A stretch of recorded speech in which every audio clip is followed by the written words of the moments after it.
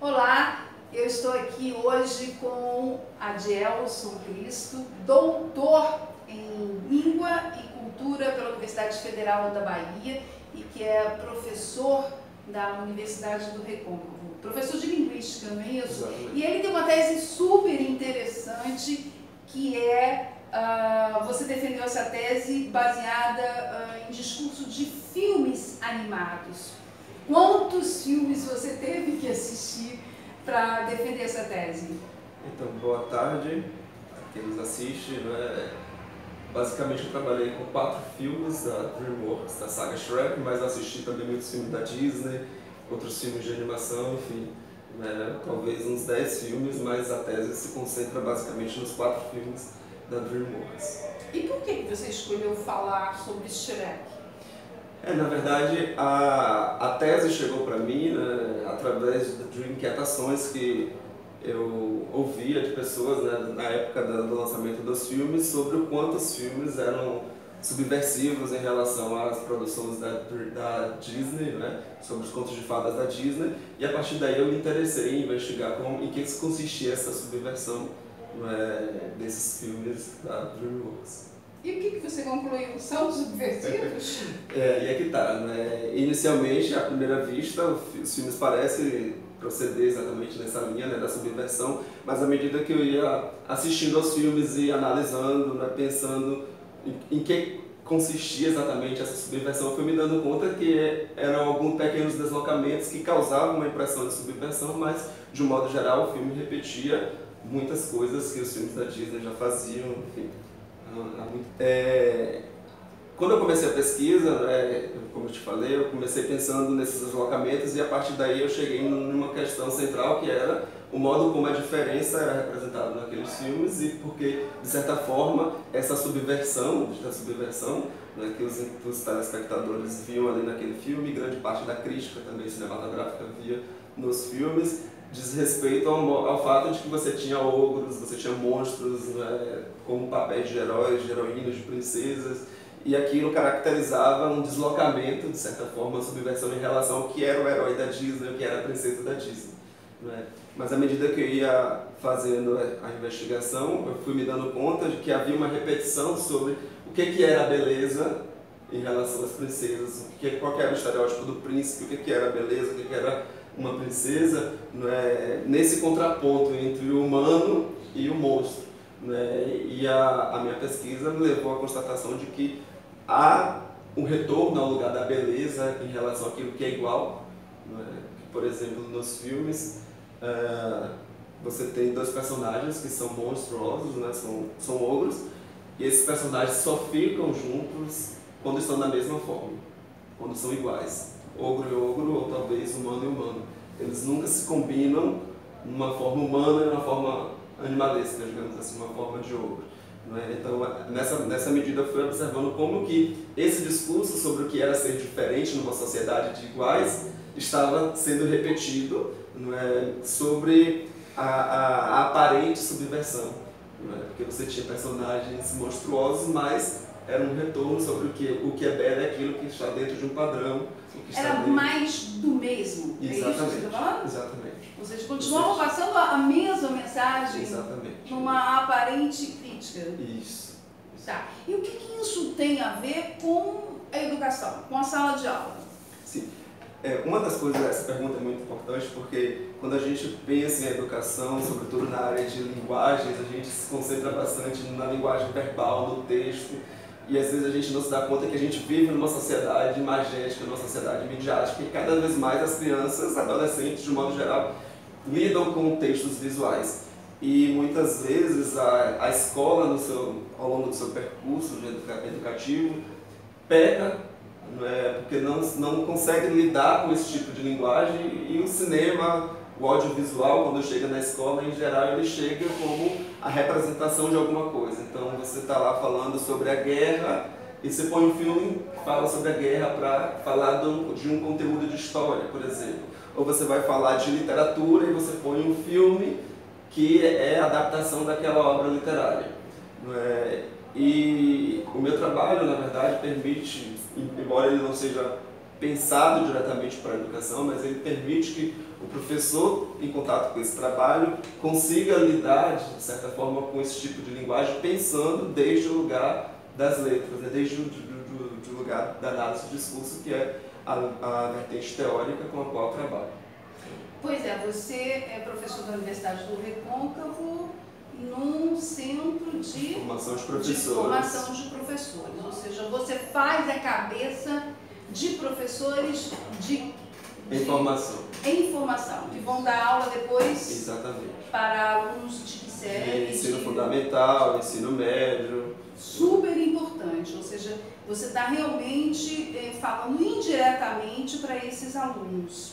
Exatamente. E o que você percebe da reação desses professores? Assim, basicamente, é o Centro de Formação de Professores, congrega cursos de licenciatura.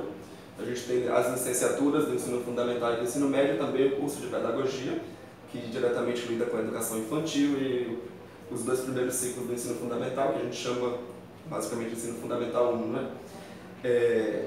A minha presença no Centro de Formação de Professores, como professor de linguística, mais especificamente de análise de discurso, permite que eu leve esse tipo de discussão, não é, para a formação desses professores, sobretudo professores do curso de letras, mas também professores do curso de pedagogia e de filosofia também, que são áreas que podem dialogar, né, dentro do centro.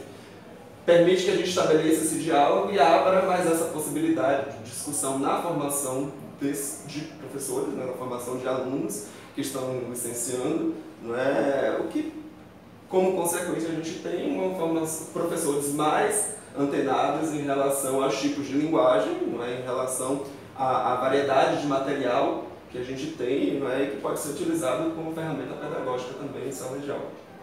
Agora, como curiosidade, quantas vezes você teve que assistir a esses filmes e durante quanto tempo você fez isso, a sua tese, você construiu a sua tese? Assim, eu assisti aos filmes inúmeras vezes, incontáveis, eu não consigo precisar exatamente. Eu comecei a pesquisa muito antes, né, já na graduação eu comecei a assistir os primeiros filmes e comecei a montar esse trajeto de pesquisa. Fiz um trabalho inicial na dissertação de mestrado e concluí com a tese de doutorado. Acho que isso deve ter em torno de uns, incluindo os anos da pesquisa de doutorado, mas a dissertação e a graduação, talvez uns 8 a 10 anos de pesquisa, né? Enfim, lidando com isso, né? O primeiro filme foi lançado em 2001, né? Então a gente já tem também um tempinho de lançamento, né, desse material. Muito esforço, tá vendo? Muita dedicação. Agora, cada vez que você revia o filme, você encontrava algo novo? Você percebia aquele detalhezinho que tinha passado batido antes?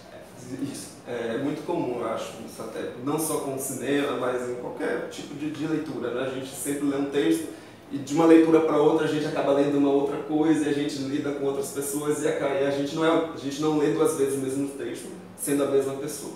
A gente também não assiste ao mesmo filme 2 vezes sendo a mesma pessoa, não é? Mesmo que sejamos os mesmos, né? Mas as nossas leituras já são outras. Então, a cada vez que eu assistia aos filmes, né, obviamente eu buscava outros elementos, né, percebia outras coisas e conseguia estabelecer outras relações, não é? Entre os 4 filmes em si, mas também com filmes da Disney, né, com produções da Disney, que foi em parte também, em que a tese também se construiu em partes, né, porque na pesquisa eu faço essa relação entre filmes da Disney, né, os filmes de animação, sobretudo os contos de fadas animados, né, que foram animados pela Disney, com esse filme que é uma adaptação também de literatura, né, de um livro do William Stein, um escritor norte-americano, né, como que se construía essa relação, né, como que a Disney construía isso, como que a DreamWorks constrói, pensando que eles estão disputando um mercado, né, que é o mercado de animação, um mercado muito produtivo. A gente sai daqui hoje, a gente vai ver Shrek mais uma vez, tá? Brincadeira. Agora, eu queria saber uma coisa. Quando você conversa com esses professores, você chama atenção para eles sobre esse cuidado, né, que tem que ter na hora de assistir qualquer tipo de mensagem passada pelo audiovisual?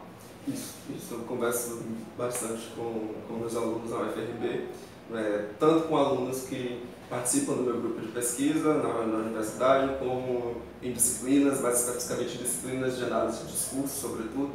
A gente discute como que lida com cinema, com audiovisual, mas também com textos verbais, com textos visuais.